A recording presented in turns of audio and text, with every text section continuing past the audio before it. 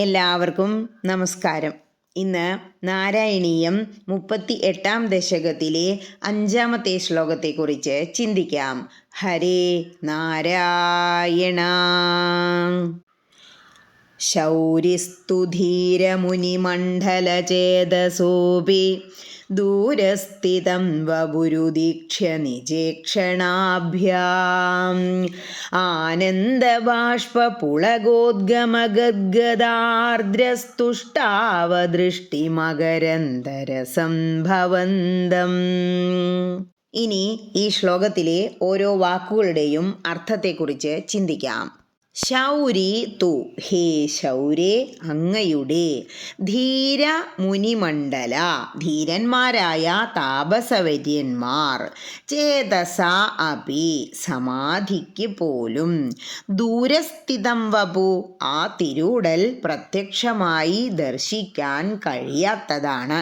അതായത് ആ തിരൂടൽ കാണുക എന്നുള്ളത് വളരെ ദൂരെ ഉള്ള ഒരു ലക്ഷ്യമാണ് എന്നർത്ഥം.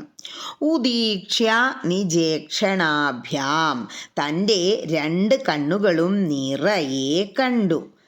ആനന്ദബാഷ്പ, ഭഗവാനെ കണ്ടാൽ പിന്നെ എന്താ?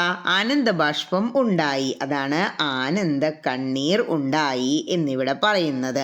ആനന്ദബാഷ്പ എന്നാൽ ആനന്ദ കണ്ണീർ. പുളഗോദ്ഗമ, അതായത് പുളകം കൊണ്ട് രോമാഞ്ചം ഉണ്ടായി. ഗദ്ഗദാർദ്ര, തൊണ്ടയിടറി. ഭഗവാനെ കണ്ടാൽ പിന്നെ നമുക്ക് എന്താ? മനസ്സും കണ്ണും അങ്ങോട്ട് നിറയും.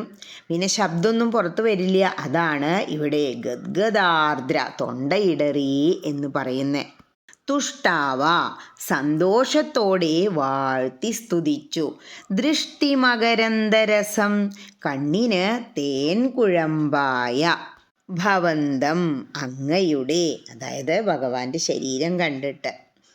ഇനി ഈ അർത്ഥങ്ങളെല്ലാം മനസ്സിൽ വച്ചുകൊണ്ട് ആ ശ്ലോകം ഒന്നുകൂടി ചൊല്ലി നോക്കണം. എന്താ പറയണേ?